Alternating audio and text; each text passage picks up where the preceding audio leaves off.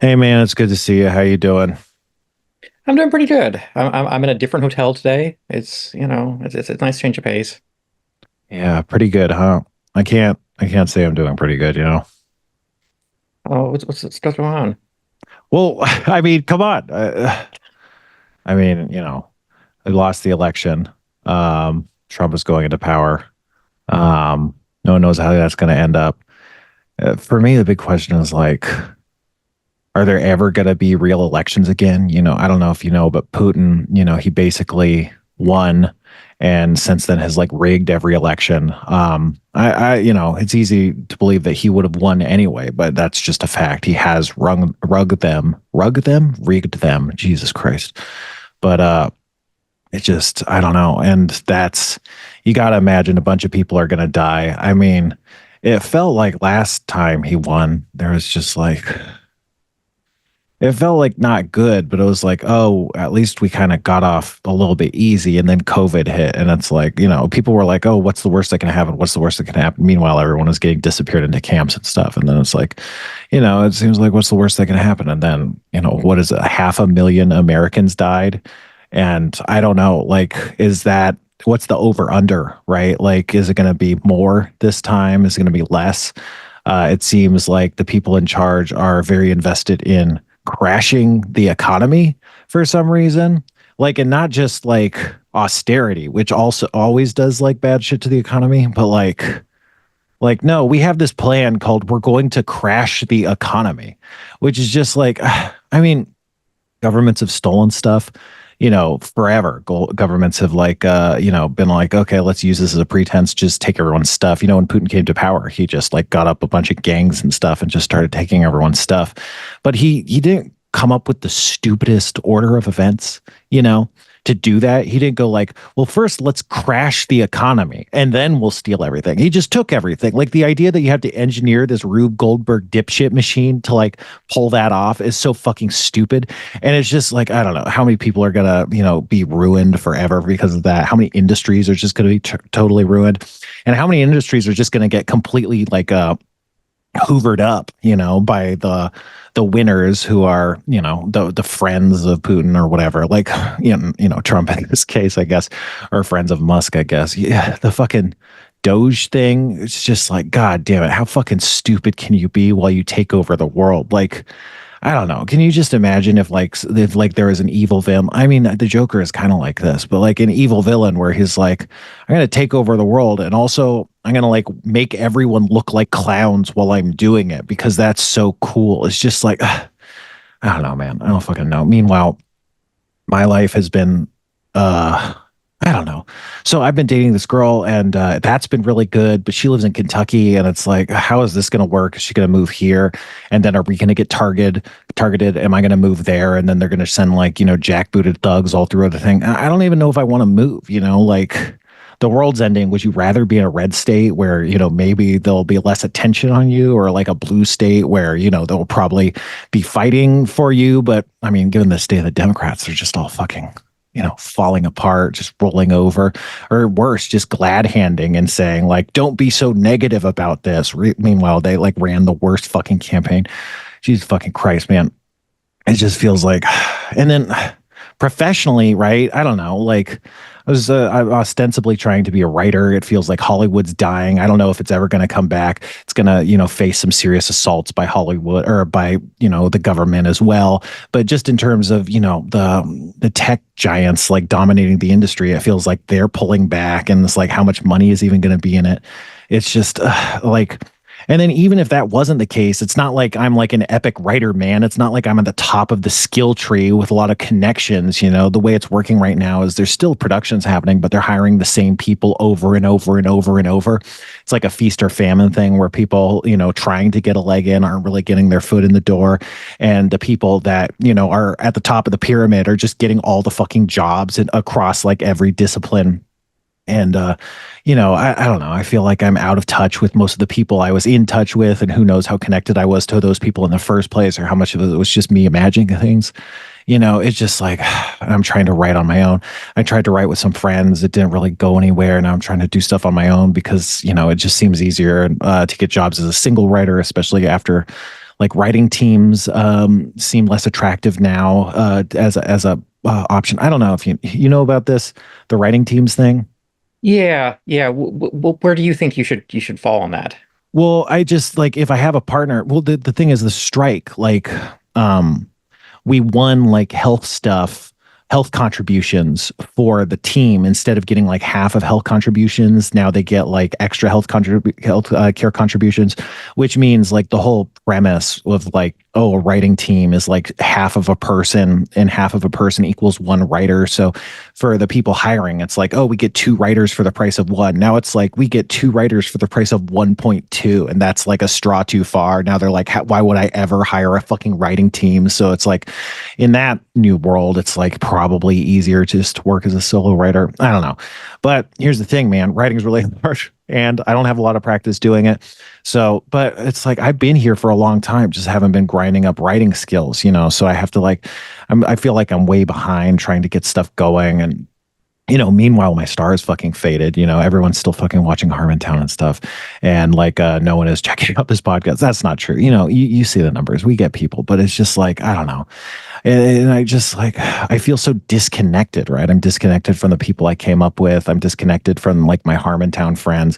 I'm disconnected. I feel like the show is kind of disconnected from the audience nowadays. Like, I don't know, maybe Reddit's the wrong place to look, but no one's like commenting on the Reddit. I'm not in the Discord, so I just don't see a lot of interaction at all. And it just feels like we're just shitting into the wind. Is that something? Pissing into the wind, right? It's pissing. You can do whatever you want into the wind. I'll support you. No, that's true. And spitting in the wind is another thing you can do, I guess, too. But it's just like, I don't know. It just feels like it's just like the dreary dread of like the podcast or the long shadow of the Trump administration probably making me bummed out. But it just feels like, man, I just feel crushed, just beaten down. Like I just kind of want to pack it in more lately than else. And also my fucking money, man. I don't know. I've been more privileged than like most other people. I mean, but it's like I got a job and it's not enough. I've got to find a second job, hopefully pretty quick. And then I want to travel more to visit my girlfriend because like that's like the one great spot in my life right now. And that's such a financial hit to be taking. And it's really rough. I mean, we talked before, I was thinking about like trying to do ads, like maybe I'll try and figure out how to get like ads going or something. I don't know. But it's just, we got the Patreon going, but it's also not quite there yet. I think if I had two jobs on a Patreon, maybe I'd start to stay afloat for once instead of like just digging myself a fucking hole. But it's like, why am I even like, I don't even know why I'm doing this shit. Like, we have the book that I talk about all the time. And it's like, I feel like it's just all the same thing. It's just like a healing fantasy, but now I see it and now I'm like, well, what's the fucking point, man? It's just such a bummer. I don't know what to do. I don't know what to say. I feel like I'm grasping at straws. I wanted to do the anime thing, but I don't even know if that's going anywhere. Like, it's just like, I don't know. I gotta think about a lot of things. I gotta move in a lot of directions. I mentioned doing like D&D stuff. So it's like that, and then the anime, and then the normal podcast, and then trying to write. I'm trying to find a job, working my normal job. I'm trying to do these D&D videos. It's like, I've got to like work harder in like a million directions at once, but I'm already just so burnt out and have been for like a long time. And then we're just going to have to like become freedom fighters or like runaways, like refugees. I have friends that are talking about fleeing the country, which it must be nice to have the support systems to be able to actually flee the country. I mean, maybe I do too. I just haven't like availed myself of them, but it's just, I'm sorry, like,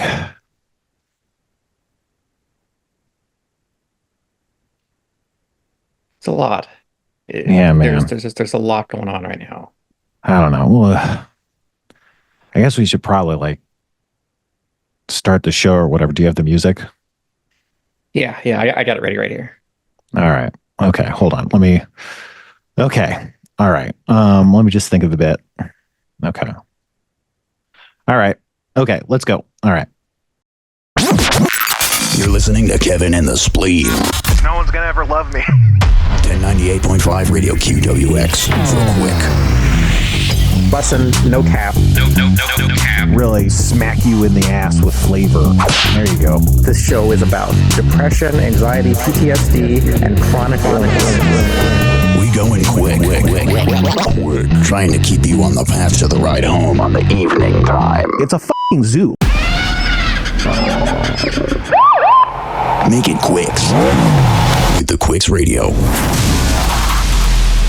White lives do not matter.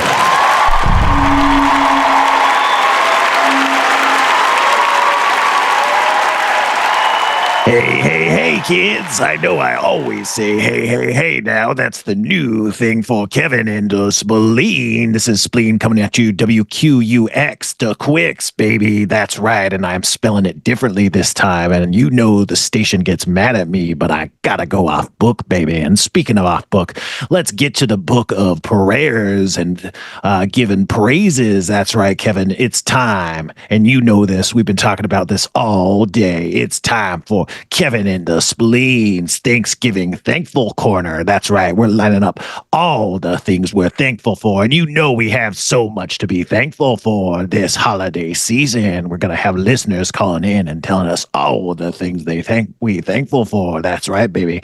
But let's start with some of mine. I'm thankful that my gout is in recession. That's right, Kevin. Did you know gout could be in recession? Is that something you were aware of? I did not. Does it come and go like the tides? How does that work? It does. It comes and goes like the tides, baby. A tide of a chemical whose name escapes me. But basically, there's a kind of chemical that builds up depending on what you eat. And if you don't eat it, it goes into recession, ready to come back. I believe it's a form of crystal that builds up in your joints and just stab at you like tiny daggers. You know what I'm talking about. But that gout is in recession.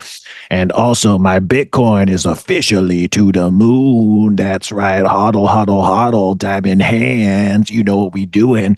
The Spleen is ready to say sayonara to the WQUX, the Quicks. And that's right. You know we pay an FCC fine every time I get the station I did wrong. But I don't give a fuck because I don't need any of you bitches. And that's right. We're allowed to cuss now. Well, we're not. We get fined every time. But, you know, that's what we're doing. I'm just paying the fines. I am dropping dimes, not dollars. That's right. Because money is no object to me. We're in the digital age and we're on the blockchain, baby, with Kevin and the Spleen's Thanksgiving thanks. What about you, Kevin? What are you thankful for this holiday seasoning? And you know it ain't seasoning if it ain't sneezing, baby. Ha ha, achoo. Oh yeah. That was good. I'm very thankful that every Sunday I have this show to do. I'm also coming up on me and Ariel's 3rd anniversary. Ooh, congratulations. Yeah, so I'm very thankful. You know, she's in my life. Our 6-year-old is in our life. You know, family, friends. You know, I'm focusing on the good right now because there's a lot of crazy going on, and I'm trying to focus on the things that bring joy to my life, and those are all big parts of it. Yeah, you know there's a lot of crazy going on. A lot of these crazy liberals, you know what I'm talking about. These freaks and geeks, baby. Haha. But they're gonna see their time as in the sunset, if you know what I'm saying, because we're gonna fucking kill them all. That's right, folks. I'm MAGA. Did you not know that? And the Spleen is hardcore MAGA now. That's right. Me and my savior, Elon Musk, he gave me a fucking robot, and you know what I'm doing with that, baby. We're talking sexy, you know, S3, X, and Y, the model numbers of the Teslas, all of which I own, baby. That's right. Total straight to the moon, diamond hands. Ha chew. I gotta get this sneeze checked out. I don't know what's going on there. I think I might be sick, baby. Oh, You have probably the most discontinuous sneeze for your voice. You know, like I would have expected the Spleen to have this sneeze that just like shook my eardrums. Oh, I used to. Yeah, in past years, the years of yore, yesteryears of yesterdore, my sneeze was shaking the walls and shaking the bedroom, baby. Ha ha ha choo. But now I can't summon more than a baby's breath when it comes to a sneeze. That's right. I'm so clogged up. Did you know I don't sound like this normally? I've just been congested for the last 6 years, baby. Probably nothing ever since I started taking that ivermectin. Ha ha ha choo. But before the spleen took ivermectin, he had Tiny Tim's voice actually. The show had a really different vibe back then. Pre 2020. You really had that alto kind of like high falsetto going, and I kind of miss that sometimes. I play back the old episodes and listen to you like that. Speaking of which, let's play the clip. Hey, Kevin, it's me, the spleen. I've been taking horse wormer to add worms to my horses. I've been taking it for years, and it's been making my voice high and fresh. It's like Botox for my vocal cords, baby. You know what it is. It's WKUX the Quicks. I still don't know what our station ident is, and I'm so sorry I am in arrears trying to pay all these bills. We's tears for arrears, baby. Boo-hoo, boo-hoo-hoo-hoo. Yeah, for those listeners who haven't heard the spleen from back then, the spleen actually sounds a lot like Mickey Mouse. Yeah, it's kind of like Tiny Tim. Wait, no, this is still in the past. We're in the past still. What a clip. That's crazy, man. I forgot we used to do those time shifty kind of things where we would talk to Kevin and the spleen in the future at the same time. That was an impressive tech setup you came up with, baby. Oh, yeah. I think time travel is one of my hobbies, and I really think we should be doing this a little bit more to bring more to the show. Go back in time, talk to some historical figures, things like that. Yeah, we should do some great minds shit up in here. That's right. My favorite show on television is History's Great Minds with Dan Harmon and Spencer Crittenden. That's right. Spencer Crittenden was in the title and no one noticed. I think we can probably stop, right? I don't know. Yeah. That was something. You can't say that wasn't something. I don't know what it was, but it was something. There's this podcast called, I think, The Hawk. It's done by Jason Dudio Gore from The Best Show fame. He's the man who built the studio, aka Dudio, and he does a Hawk radio program that's like, I want to say it's like local Jersey kind of radio is the premise, but it's a good premise. They do it way better than I do it because they probably think about what they're doing before they do it. They don't just go like, oh, I sure am sitting down to record something into the microphone. Better, come up with the laziest bit in the possible. I bet he has improv training too. What's up, Kevin? How you doing? I'm doing pretty good. I'm doing pretty good. I'm in another undisclosed location. I saw on Reddit a while back somebody was trying to guess where I was based off of the sky line behind me. So I'd love to see if someone can figure out where I am this time. Wow, that is that's a risky challenge, but I think you're pretty safe. It's got to be pretty hard. This isn't like, I mean, what if one of our listeners was one of those like epic geoguesser guys who's like perfect at finding out locations and stuff? That would be really cool. Those guys are just absolutely amazing. I love watching some of them, just really tear into the most obscure little like, this type of grass isn't found here and stuff like that. That I would just love to have that kind of ability. Not that I would have any use for it. That's what's so impressive is they have those like snap judgments of like, well, you could tell from some of this dirt that, we're clearly in the Ukraine or something, I don't know. But yeah, Thanksgiving is coming up. That's my favorite holiday. I like it because it's food based. I think we should have more food based holidays. It used to be feast holidays were like very common in the world. And now we basically just have like one. I also had this idea. I don't remember if I talked about this, but there should be something called the Feast of July. And it should take place on the 1st of July before the 4th of July. And it should just be a feast holiday. I don't know what it would have. What should the food be for Feast of July? I think it should be barbecued. So we really don't have like an outdoor barbecue-y kind of like I know people do stuff like that for Memorial Day and Fourth of July and stuff like that, but I really think there needs to be one where you just like you're grilling and that's what everyone's doing, or just doing something that's not the same kind of vibe. Like even if you're doing it inside, that's fine, but like I Mhm. think you need to do kind of like the the party summer atmosphere holiday.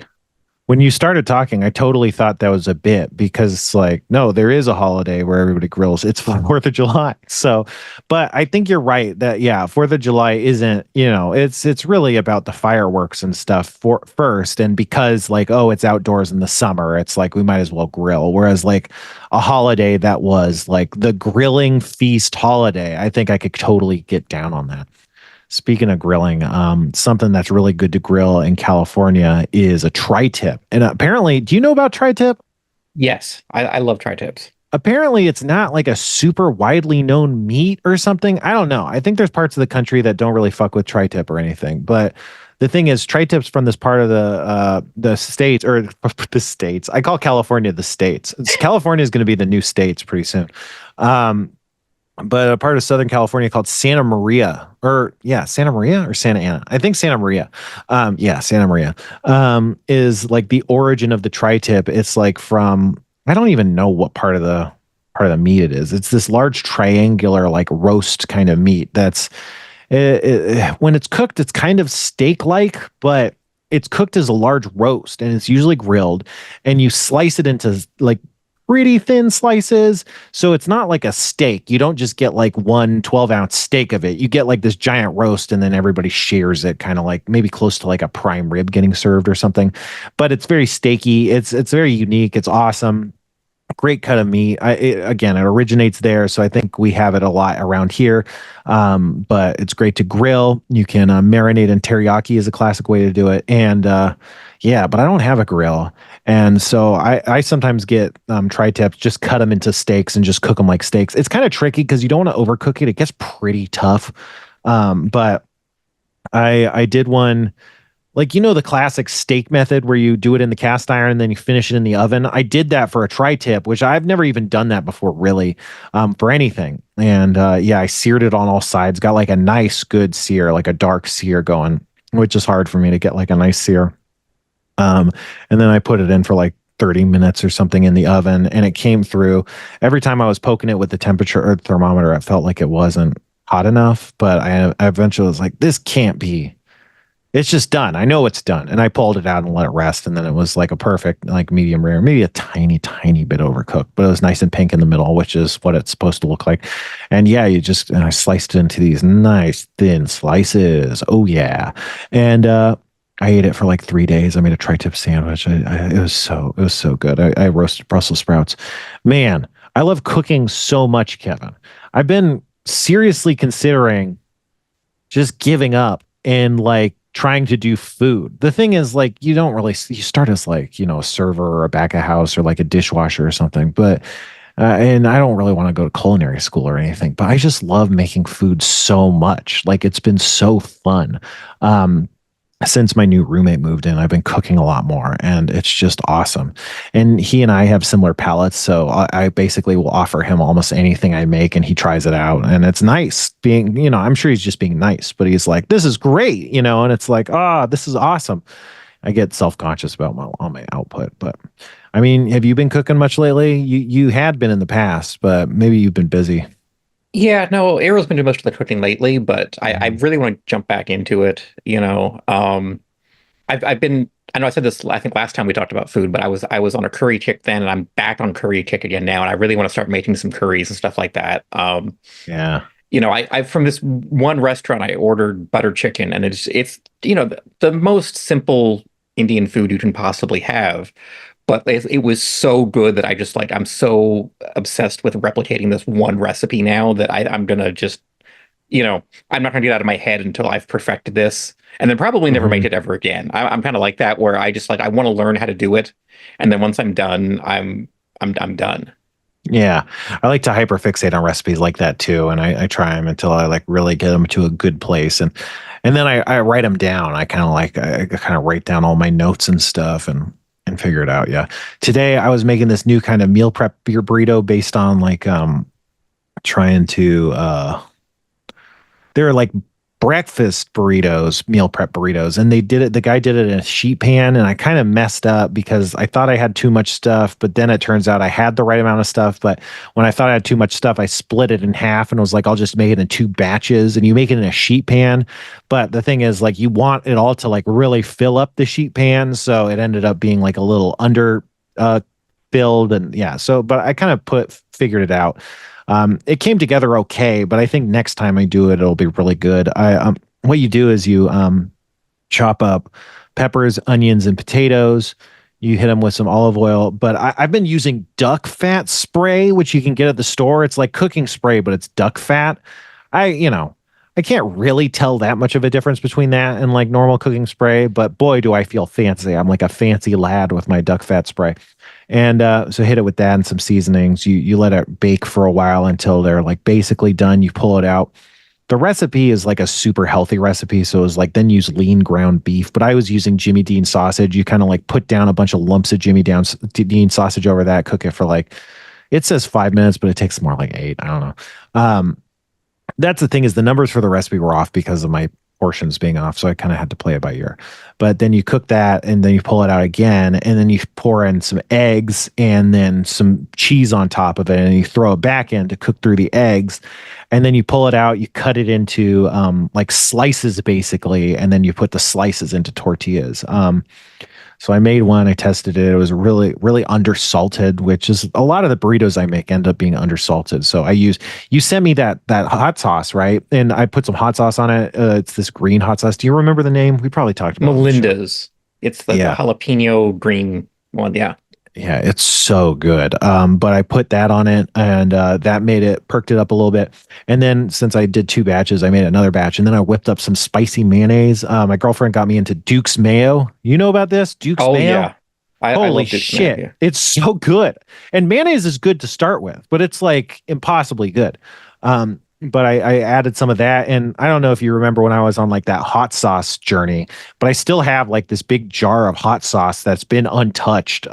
It still smells fine, so but I mixed some of that habanero hot sauce in there to make like a super spicy like mayo, and then I put that in, and I haven't tried that yet because I already ate like 2 burritos out of it.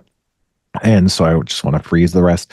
But that seemed really good. And boy, howdy, those looked really nice. And then I also pickled some onions. I love pickling red onions. I've talked about this a lot, but I pickled some more. I just like having them in the fridge. I'll put them on anything, or I'll just eat them straight out of the jar. It's so good. I mean, pickles are pretty healthy, relatively. But yeah. And then the big thing I was doing is prepping for Thanksgiving. So I made chicken broth, which I like to home make chicken broth occasionally, especially for like occasions and events.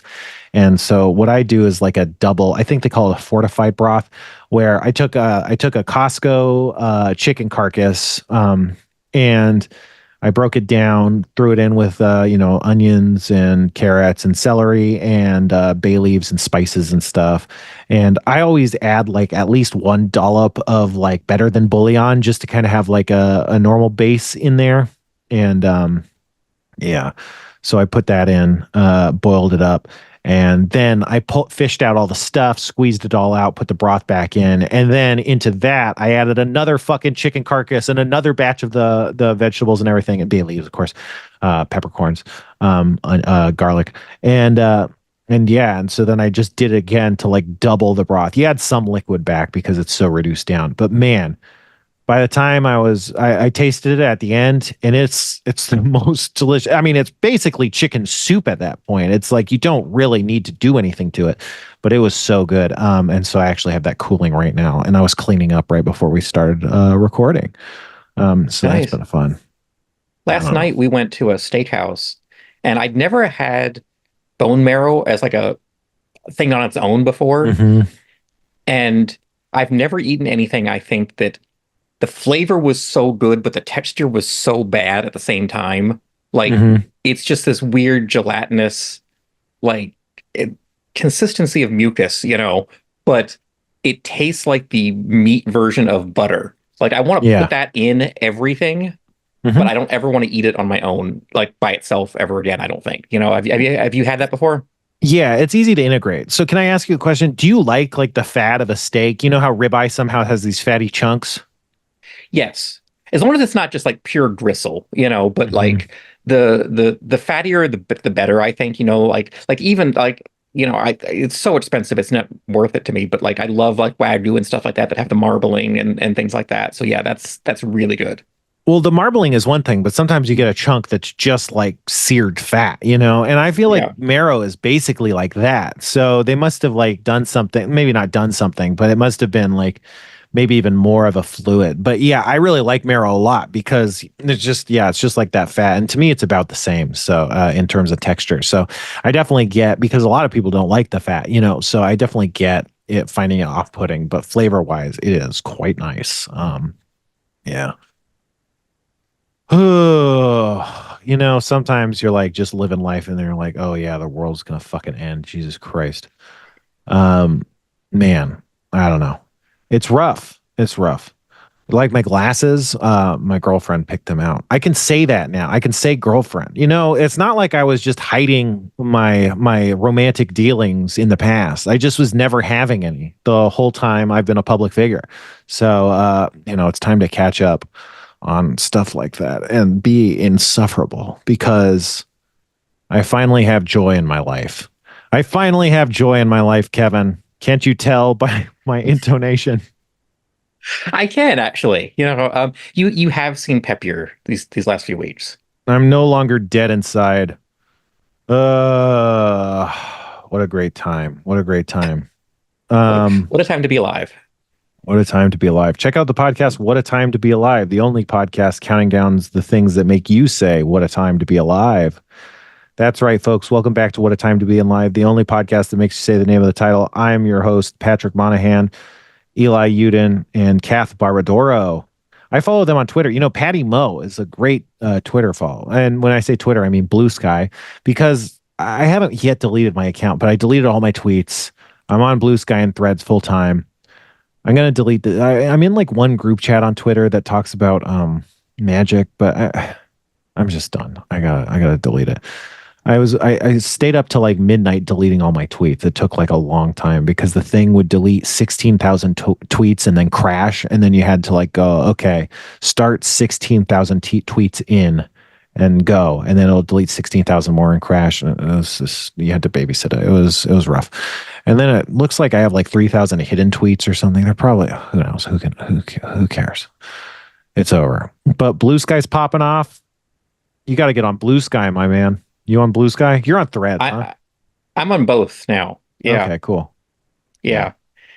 I so I haven't really posted on Twitter in forever, but I have the stupid blue check mark, even though I haven't paid for it. Yeah, yeah. And if you hover over it or somewhere next to it, it says like I'm a influencer or TV personality or something, and I can't That's delete that cool. either. So like Mhm. I just don't use Twitter anymore because it looks like I'm paying for it. And Right.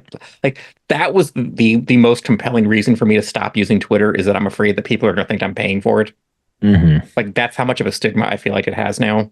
Yeah. No, I know. That's like I had a blue check before that happened, and then there was like a thing where they were going to take away everyone's blue checks if they had a legacy, and then they were like, well, then everyone will know you're just a piece of shit, and that's the only reason you have a blue check. So we're going to leave the old legacy blue check to make people go like, oh, maybe you actually deserve one. And around that point, I took off my check because you can do that. You have to change like your username and then change it back or something, but then it takes it off. And yeah, I was glad to do it because I'm a freaking rebel. I'm a contrarian. I don't run with the pack. I should have quit earlier, but I just like I've been feeling really disconnected, and Twitter felt like one of the main ways to connect to people. Even as shitty as it was, but uh I miss old Twitter, because it was just, yeah. you had the crazy nonsense people posting all the way to like government agencies that would interact with you and everywhere in between. Mhm. It really just kind of felt like the town square, and it just no longer feels that way at all. Yeah, Blue Sky feels like old Twitter, like really old Twitter back when it was first starting before like people were actually on it. But the vibes are pretty cool, except like the vibes are also everyone is like sick of Twitter and they're trying to like not repeat the same mistakes. And so like whenever people are like doing weird, like there's now engagement grinders on Blue Sky. There's been this thing recently where engagement grinders and like blue wave like lib like idiots or whatever are trying to like grind clout and talk about like I don't know K Hive or whatever, and they're saying weird shit. Like they're being like, if you have a following ratio that's like 30,000 followers and only 1,000 following people, you're doing something wrong. Like what? Like because the alternative is doing follow for follow, which is basically just like grifting. Maybe not grifting is the right word, but basically like aggregation bullshit. Like, and it's just like there's multiple people saying shit like that, and it's like you are so like, do you actually believe this is like an idea that it should, or are you being completely cynical? Like, is this just like trying to like bully people into follow for follow or whatever? But I don't know. But mostly those people just get blocked, and blocks on Blue Sky are like nuclear. It like destroys everything. You can never see anyone react or replying to you. You just can't find them ever again. It's kind of awesome. But it's a different vibe. And then also, you know, I don't know. There's some Mastodon kind of aspects to it, like people getting really mad about like really stupid things and being like, oh, you have to post this way, and but you can just block those people. It's great. I love blocking people. I'm on block lists, and people are like, there's block lists where you can join a block list and it just blocks a lot of people automatically who suck. And then so people are like screenshotting like a jackass and is like, look at that. And I was like, oh, another person to block. I'm so excited to block this person. I search their name and they don't come up because they're already blocked. And so they don't exist. They don't fucking exist, Kevin. It's amazing. But yeah. It's not perfect. I'm just glad people have moved over to it, you know. But also a lot of people are just over social media in general now, so it's never gonna kind of go back or whatever. I don't know. Yeah, I used to post a lot, and then I'm just like, I've just switched to be more of a consumer than anything, you know. Yeah, yeah. Like I watch the stuff you post and things like that. Thank you. You know, that's my primary social media right now is just your posts. That's great. My posts are good and my retweets are good. They are. There's this guy who was like, we're mutuals, and he was like, he's like, is there a way, there should be a way to mute someone's retweets and so I could see their tweets and not their retweets. And I'm like, I just know this guy is talking about me. And it's like, just fucking mute me. It's fine. I don't care. It's just like, but my retweets are my thoughts too. Like, if you don't like that, then I feel offended that you want to see my normal thoughts. You know, it's like fucking whatever. None of this matters. We're all going to fucking die. I wonder if we're all going to die. Like, people are like, oh, the Matt Gaetz withdrawal proves that we can fight back. And it's like, no, it proves that like Republicans are still vying for power internally. That doesn't really like say anything about like how they feel about the larger agenda, which is so crazy. It feels like the whole party is like captured by Republican blackmail right now, which I feel like even as like feckless as they were, it was at least like, oh, this other country is trying to just dominate our politics. I don't want to be a part of that. Whereas now they're like, hell yeah, Russia, take over this country. That would be so good. We're all on board for that, which is just a real fucking mindfuck. Especially when you look at the crashing the economy thing that they seemed really gung-ho on. I don't know. Like, my only hope is that the business people who really run the country or whatever are going to flatter Trump enough to get him to lay off, because you know, I can just imagine Tim Apple being like, here's the thing, Trump, you're a really smart guy. And a smart guy needs to understand that tariffs are actually very bad. And then he's like, you know what? I am a smart guy. You're right, you know, or whatever. But that's just cope. It's all just cope. Oh, didn't want to get political. I kind of did. You know, we're political. That's what we do. That's what Kevin's a strident feminist. I am. And you are. You know, the tariff thing is just, it's so stupid because like, I'm going to say up front, I'm biased because they're going to affect my industry and my business immensely. They're going to affect us all. We're all going to die. Like, these tariffs are some of the most destructive shit like that's on the docket. Like, even all the people killing, like At least that's like someone has to go out and kill you, whereas these are just going to kill everyone all at once. Like whatever. Yes. Like I'm not trying to complain here, but like what my company does, there are companies all over the world that do. So I'm not competing with other companies in the country. I'm competing against companies everywhere. And if other companies in other countries don't have these tariffs, but we do, we're suddenly not competitive anymore.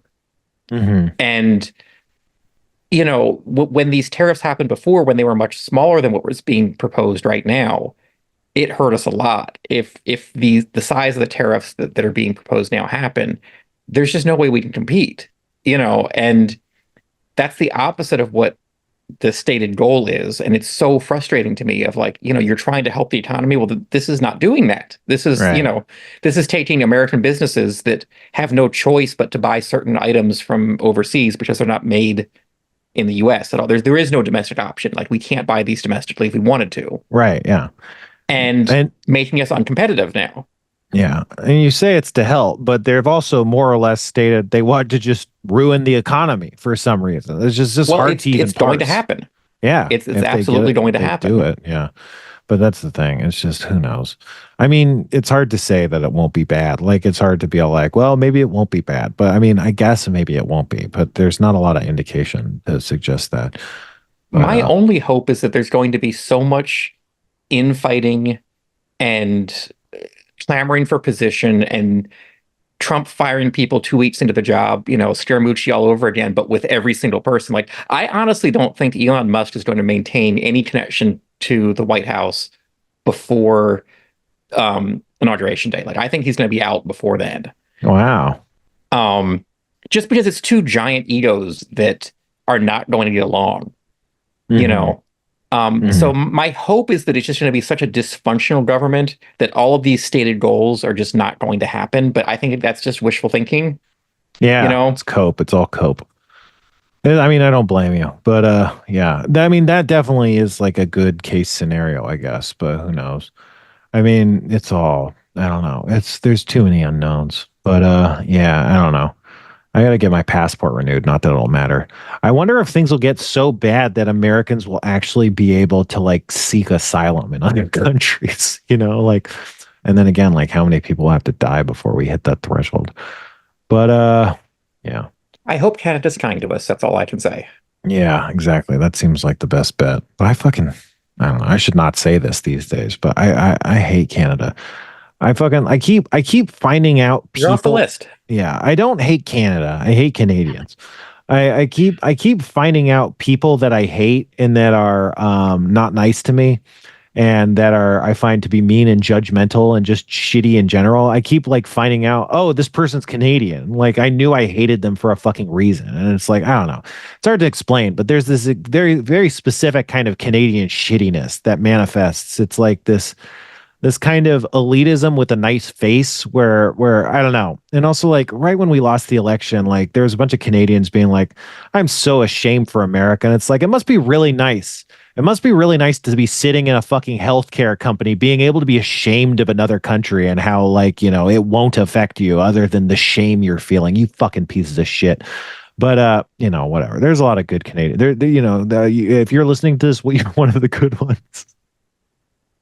Oh, I think it just as a sign of intelligence. Anybody who's listening to this podcast is probably one of the good ones.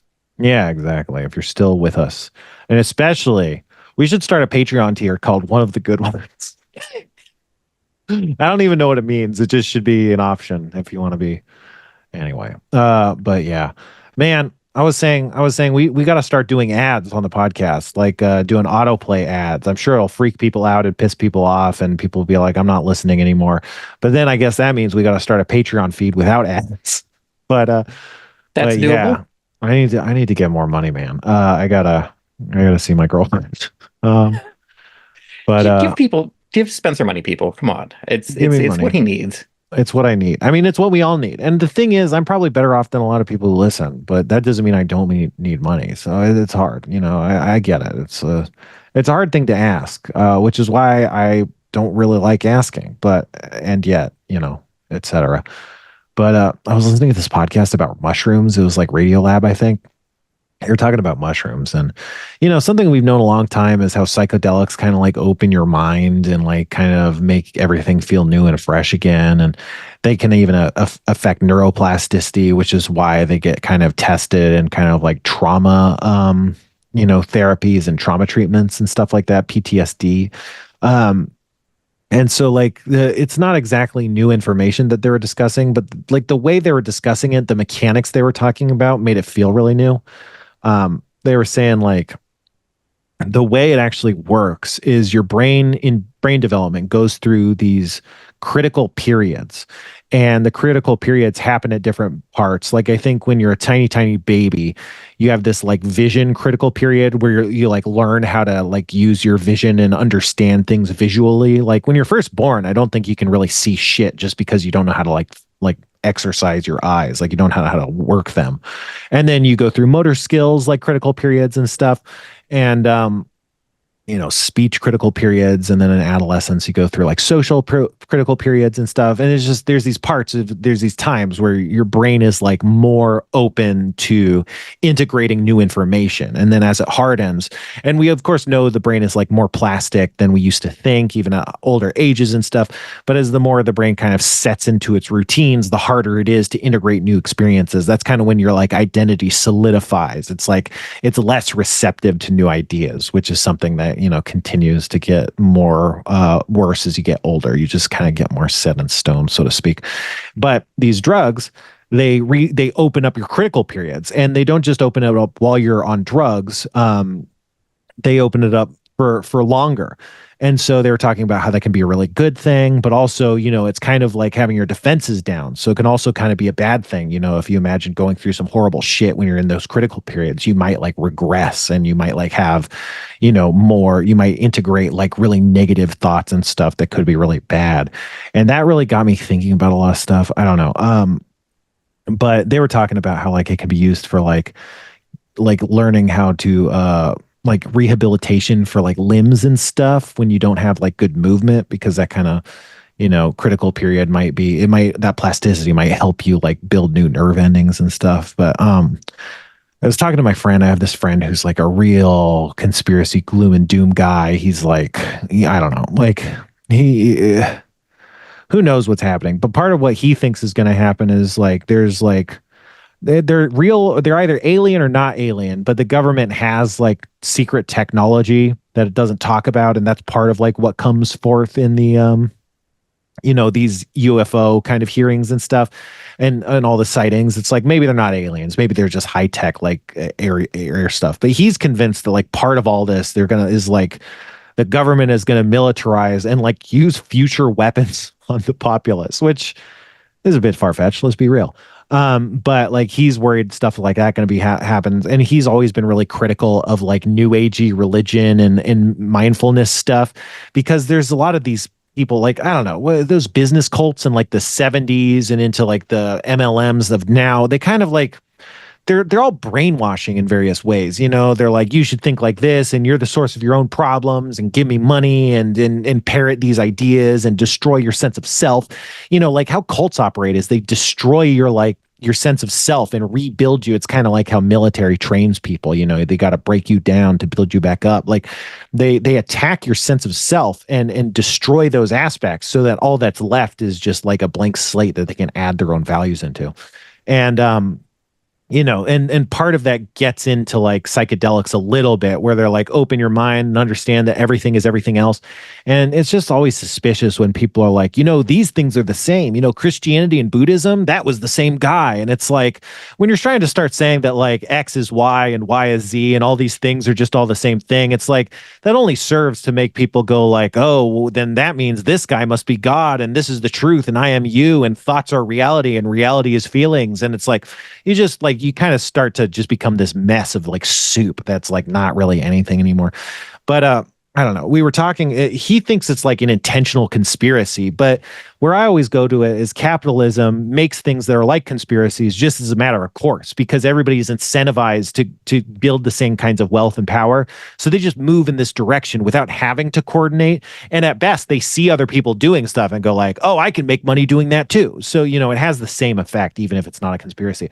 But he was saying that like, one of the crazy things about Joe Rogan is super into psychedelics and super into platforming crazy fucking people that are new agey people, that are fringe people, that are right wing people. And the fringe has been co-opted by right wing since like Art Bell days. Like that's always, it's interesting to listen to old Art Bell shows because there's a lot of true believers and people that are just being like, I could swear I saw Bigfoot and shit. And then there's people being like, Bigfoot is part of the military industrial complex. And that's why you got to buy my book and build a shelter and vote this way. And like it's always been intertwined. There's always been these right wing grifters trying to use gullible people and fringe beliefs to try and like get people on their side. But like when you look at critical periods and psychedelics, Joe Rogan is telling a bunch of dipshits to do a bunch of drugs and then listen to his 4-hour podcast where people just shoot like just mainline absolute horse shit, right-wing fucking Nazi shit into their now newly critical period open brains where they're super receptive to these ideas. And it's like, I don't know, it was like Drew Carey and Seth Rogen where like they both did like drugs, like acid or whatever at like Grateful Dead's The Sphere show. And like one of them was like, this is what it must be like to like come when you have a pussy. And the other guy's like, it's crazy to listen to a band and go and listen to a band for the first time and go, oh my God, this is my favorite band. It's like whatever you're being receptive to, it like settles into your brains and makes like you go like, oh, this is the real shit. And it's chemical. It's not real. It's just because they're open, because these chemical pathways have opened their brains. Now, whatever's in the mist, whatever's like just in the atmosphere, that sinks in and becomes their identity. And because the drugs, and especially when it's talking about secrets and fringe shit, it's like, holy shit, this is realer than anything in my entire life. It's like becoming like a born again Christian or having like an experience with God, except it's an experience with a Nazi God who's like, what you got to do is fucking listen to Andrew Tate and shit. And I don't know how big of an effect this has, but like just definitely in these brain dead fucking like millennial, like young Trump, not millennial, Gen Z, like Trump voters, I guess some millennials, Trump voters and stuff. They're listening to all this shit. They're already getting programmed enough, but then they fucking take pills and stuff, take mushrooms, and they listen to this shit again. And now it's just like they're getting fucking brainwashed, like literally reprogrammed to just like super absorb this sort of shit. And then once the dust clears and the critical periods close, now they're just fucking shut off. Now you can't do anything to those brains. First of all, they're melted, they're burnt brains, but they have all this fucking garbage in them and there's just nothing to do about that. And that's like, it's both so powerful and so insidious, and it's not even on purpose. It's just because Joe Rogan's a big fucking dipshit.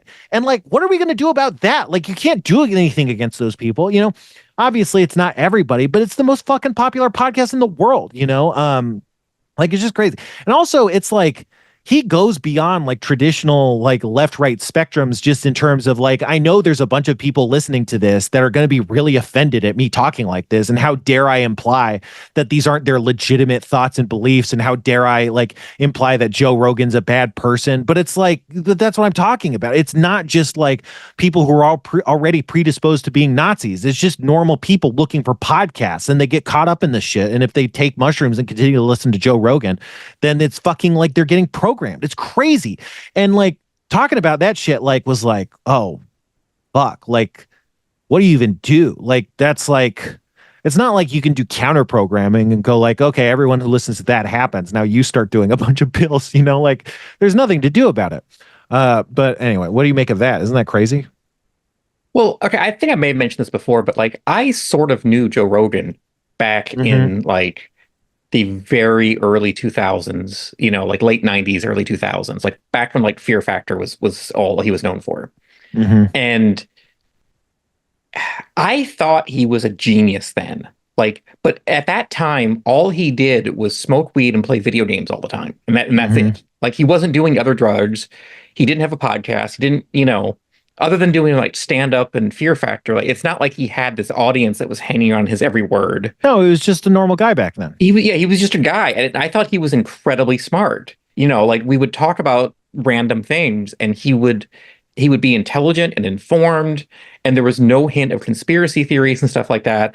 And I really thought that like once he started doing, he'd go on these like spirit journeys, stuff like this, and do I don't know what drugs and stuff like that, is part of when he started really changing.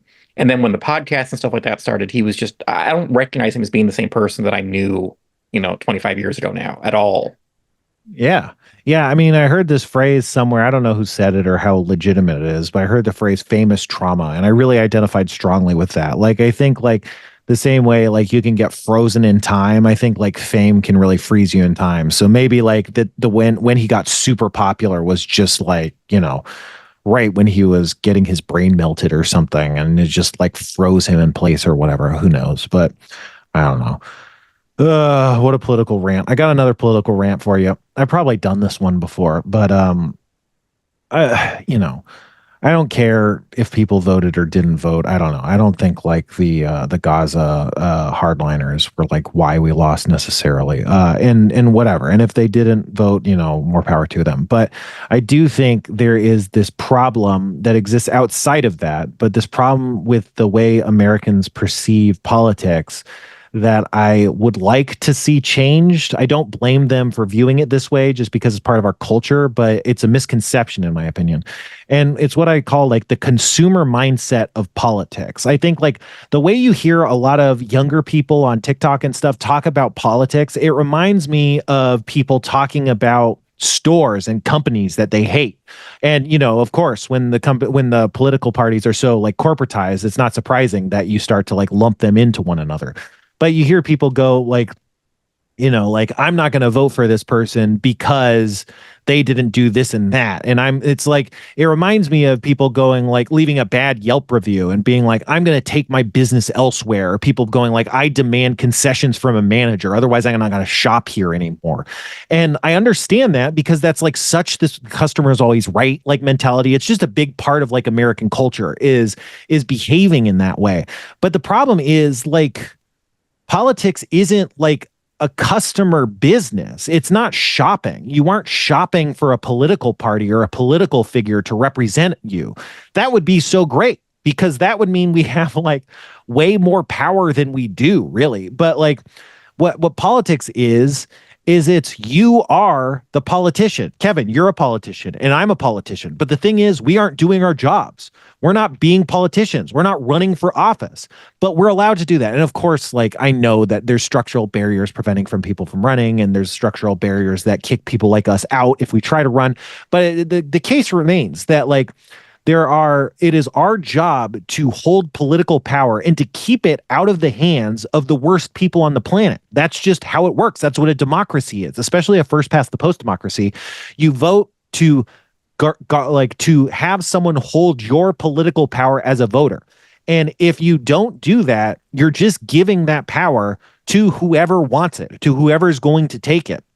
And that's way different from being a consumer. It's not taking your dollars elsewhere. If anything, it's giving your dollars that you're trying to take elsewhere and giving it to the company that you're trying to tell to go fuck themselves. It's not quite that, but it's like that's it, what we're supposed to do if we don't like vote for someone, if we don't agree with someone's politics, is we're supposed to go into politics and become the politician that we think should be there. Like if this or that person isn't good enough to get your vote, then I'd say it's your duty to become the politician that does deserve your vote. Because if you're not going to do that, then you're just opting out of keeping bad politicians out of power. And again, like I think it's fine if you don't want to vote or whatever, but I just think that if you want to not vote, you need to be thinking about it in that lens instead of like, oh, they didn't deserve my vote for this, so this is on them. Because in a democracy, all of us have tiny pieces of political power. And if we aren't using it to the max, then we're just giving it to the worst people. That's what first past the post is. And I just wish people started thinking in those terms. I don't think it means they have to make different political decisions or have like different lines in the sand. But I think a lot of people just want to say like, well, the blood's on their hands. But the thing is, as a voter, the blood is also on your hands. And if you want to flee the country, that's fine. Like flee the country. I don't care. But until you're not part of America, the blood is on your hands because you are part of the political outcomes that manifest in this country. So like a lot of people, for them, it's like the trolley problem, But the thing about the trolley problem is We know the answer. It's you pull the lever and you kill the one person to save the other person. Like that's society, like that's the real right answer.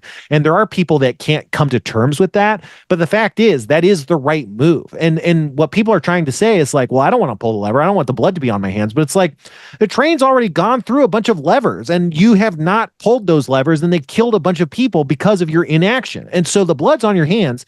You just have to pull the lever, you know. And again, they'd say like, oh, I'm not a politician. I'm not in power. So I'm not pulling the lever. But it's like, but again, with my framework, you are a politician. You are pulling the lever or whatever. Like the blood is already on your hands because you're part of the system that's doing all these things. You're paying taxes into the system. You're paying companies in all the system. And I'm not saying like, oh, if you want to you opt out of this, you have to like live your life in a way, you know, where you're not spending money or whatever. It's just like we're all part of this ship. The ship is killing a bunch of people. Like, do you want that to happen or do you not want it to happen? You know, because and honestly, we can't stop it. It's just going to kill a lot of people, and a lot of people don't want to think like that because they don't want to believe that they're complicit in this stuff. But we all are, and it's just denial. It's just cope, and I understand it. I have a lot of compassion for it, but you know, people are just in denial. I think people were in denial that Trump could win. I think people were in denial that Trump could win the first time. You know, and I don't think that denial helps everyone. Like, yeah, it's just like I don't. It bums me out to see people in denial before shit happens and go like, it could happen. And then them being like, why are you such a fucking whatever? Why are you being such a bummer? And then, you know, being like, I'm just seeing the truth. And then, you know, then the bad thing happens. And then the people are freaking out and crying and sobbing and being like, what am I going to do? What am I going to do? And I'm just still like, yeah, I know this is going to happen. This can happen. This is the thing that can happen. That's what I was trying to tell you. Like, and then like, you just feel so alone because you just see reality and you're dealing with so many people that are just constantly in denial. And it's like, well, where are my people? Where are the people like me that actually see reality and talk about it, you know, and aren't like blindsided by the truth constantly and then going into panic attacks about the truth? It's just like, it's just hard. It's hard. It's like Cassandra, you know, Cassandra, she was cursed to tell the future and no one would believe her and she could only prophesy terrible things. So she would say like, this terrible shit's going to happen. They're going to be like, how dare you say that? You're a fucking piece of shit. And then the thing happens and then they go like, whoa, woe is me, Cassandra. Why would you do this? And it's just like, motherfucker, I was trying to tell you. That's literally my power is telling you, you know, and you didn't fucking listen because of the curse. But, you know, gotta suck to be Cassandra. Does suck to be Cassandra. But I don't know. For me, the big thing was like, I just thought seeing Trump in power would make people realize, oh, this could never happen again. We have to actually oppose this so much more strongly. And I think a lot of people did take away that message. But a lot of people, I think, like once he got out of power, they're like, was it really so bad? I think a lot of the kids that grew up with Trump being like the first president when they actually had like real working brains, you know, like Obama would have been in power, right? You know, when they're kids, but there's a point when like politics are just like guys that are being talked about. They're not really anything. And so just seeing Trump in office as a president being like, oh, I guess that's what our country is. I guess that's what's normal. And not being like, no, this is a guy who killed 500,000 Americans by being a fucking dipshit. You know, it's very not normal. Like seeing how fucked up it is, like kind of set their brains in a way where they didn't really see how bad it was. And just, yeah. And also just the pandemic caused, like we talked last week, it traumatized the whole world, you know, and there's like a repression that happens. There's people that were literally like, whoa, does anyone remember what's going on in 2021? You know, like they just like literally repressed it. They don't remember that period of time because it's like, it was so fucking nuts or whatever. I mean, 2020 more than 2021, right? I don't know. But yeah, it's just so, I mean, I get it. It just sucks. It sucks. It just feels so alone. I don't know. It's a bummer. It's a bummer. Isn't it a bummer? I don't know. It is a bummer. Yeah. It is. It's just so demotivating and depressing. Yeah. The reality, I don't think hasn't fully hit me yet of what we're about to experience, but yeah, because we don't know what's going to happen. Hypothetically, it might not be that bad, but there's just no good reason to believe it won't be that bad. I mean, they hit the ground running last time. It was really bad. There's Muslim bans and stuff, and you know, I mean, we never dismantled the fucking concentration camps from like you know, the border enforcement. You know, there's probably people still in there that just never got out. You know, those are just going to get expanded and turned into fucking fortresses. I don't know. It's just crazy. Sorry, I cut you off. Did you have more? No, it's I mean, the last 4 years I don't think we did enough and to fix the things from the prior 4 years. And I feel like the amount of damage that's going to happen over the next 4 years is going to be so much that I don't know how we could even put things back if it's half as bad as I'm worried it's going to be, Right. which That's is the very thing. defeatist. It is, but we're defeated, so it's reasonable. But that's the cool thing the Republicans figured out is they could break everything, go out of power, and then because Democrats are so fucking stupid, they could be all like, Democrats did that, they broke it, and it's like we saw you break it, and everyone's so fucking stupid that they don't remember it was Republicans that broke it. And I don't know. I was talking to my friend the other day, and it's like the way the Democrats talk, they go like they say things like, well, everybody's saying the economy's bad. The economy's not bad. Look at these numbers. It's so good. The economy's actually good. Everyone's so fucking stupid for feeling economic pain because they don't look at this chart. And which is, self-defeating. It's kind of callous. And then at the same time, other Democrats are being like, look, the economy fucking sucks. The economy is shit. It's shit because we aren't doing enough. It's our fault. And it's like, that's not true either. So it's like, there's half the people are just in broad denial of the pain people are feeling. And then half the people are blaming themselves for shit that Republicans are doing. It's so crazy. Trans stuff was the same way, like there's people being like, oh, if you don't believe this and that, you're a piece of shit who's killing the world. And then there's other people being like, supporting trans people like we've been doing is killing everybody. And we're a pieces of shit. And it's like, both of those are harmful in their own ways, but taken together, it just sells Republican arguments for them. It just says, we don't have a point. We're lying. We're lying to you. We're making this up. We don't believe in any of this shit, which isn't true. Like hypothetically, well, I don't know. I think the neoliberal establishment doesn't believe in this. I think they're kind of like lording like minorities over people, like a cudgel, beating them with them and using them as these weird pinata mascots, being like, we do this, put your heads out, stick your necks out. And then people start slicing them off, and people are like, "Oh no, why did we do this? We're so stupid. Just toss them and run away. Like toss them to the fucking mob, and let's get out of here." And it's like, why did you do that? Like AOC is like always, my kind of North Star with this stuff. But the way she's talking about it is the way I would talk about it. She's like, we're talking about inspecting children's genitals because they want to go to the bathroom. That's incredibly fucked up. There's no word trans in that. The way I would say it is like, hey, I think Americans deserve to go to the bathroom. I think Americans deserve equal rights. That seems like a big part of what this country was founded upon. That's a sentence that doesn't have fucking trans in it either. Like, you don't have to force these people to be like, to stick their neck out, to be like mascots to like, for everyone to attack, like these attack dummies or whatever. You can just like argue these issues without doing that. And they didn't do that. It's so fucked. Whatever. Let's look at emails. Nice Nathan, segue. Yeah, thank you. Nathan writes, hey, Spencer and Kevin, been catching up on the pod and up to April this year. Kevin just talked about putting Mountain Dew soda stream syrup in iced tea. Oh, remember that? That was crazy, Yes. man. That was such a crazy thing. But I like it. That was so awesome. You still doing that? I still have a bottle of SodaStream Mountain Dew syrup on my desk, and Okay. while I'm not doing it as much, it still is my favorite life hack. So yeah, that's my little treat to myself sometimes. No, I like it. I was curious if you've seen the guy online who made a Mountain Dew wine. I've been playing around making mead and wine lately, so I thought it was pretty cool. I love Dr. Pepper, so I'm thinking of trying to make a Dr. Pepper wine, just a bit of fun. I have seen this. Dr. Pepper wine sounds really cool, or Dr. Pepper mead, maybe. I don't know if it has enough sugar to be mead, but I could see either of those being really cool. That's a great idea, Nathan. We don't really make alcohol. Have you seen this, Kevin?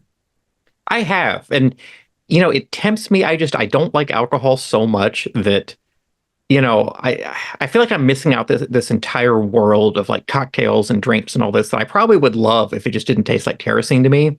Yeah. So yeah, no, it's really tempting. I'm so every so often I'll just be like, okay, I have to try this, and then I'm like, yeah, I hate it.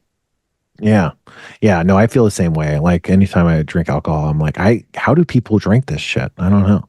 But when I stopped drinking soda, I've talked about this, but when I stopped drinking soda and then sometimes I would drink a beer, I was like, oh, I can imagine like a society that didn't invent soda being like, wow, what a way to spruce up my liquid, because it does have some, it has carbonation and stuff. And I can imagine that being like novel and cool. But in a soda world. And soda's shrinking on the shelves. Like there's less and less soda at 7-Eleven and stuff. Anyway, Matthew writes, "Hi, Spencer and Kevin. Been thinking about writing in since May. Wanted to know, Spencer, how important his thoughts were to me during crucially formative years of my life. You might call it a critical period. When you were a senior in high school, Harmon Country was coming out daily during midterms. Not sure if you guys have something comparable, but when you were 18, but without overselling it, Spencer was instrumental in me learning how to think. And now, a decade plus later, I'm still re-listening through Harmontowns while tuning into that heavens. Sorry. It bothers me that people are still listening to Harmontown like 10 years. Whatever. It's fine.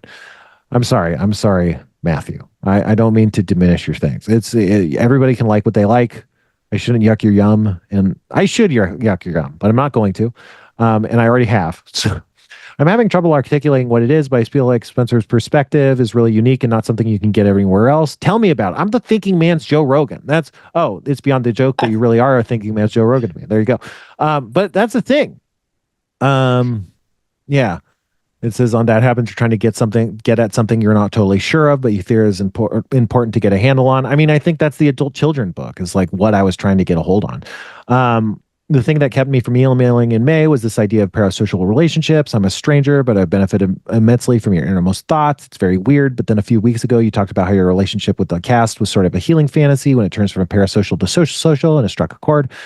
I can't put my finger on it, but the advent of social media has turned all relationships parasocial. That's true. I think most internet relationships are more parasocial than people realize. I'm a stranger, but I benefit immensely from your thoughts, blah, blah, blah. You talked about your relationship with the cast. Oh, wait, no. Maybe you could try to expound on it in a future episode, but I think like people have parasocial relationships even with their family members and friends now. I think like that gets to like, I think we just project a lot onto other people. Like, I think like without knowing everyone's innermost mind on a deep level, we could just go, oh, that person's a lot like me. They probably think like me and like what I like and have the similar intelligence to me. And it's only when they kind of cut against that assumption that you're like, oh, wait, no. I was just imagining myself in their shoes. Like I wasn't actually like understanding them on a deep level. And I think like distance from people and lack of intimate contact kind of creates that perception. Side note, you mentioned a couple times about Plato's Cave and social media. On season 2 of Legion, every episode featured a John Han vignette explaining a psychosocial concept. Check it out. It's great. I loved Legion. It became kind of a mess, but I definitely loved it. Very awesome. I love loving things. I love liking content. I love calling content. I love calling art content. I'm so grateful for that happens. Did you hear the dog?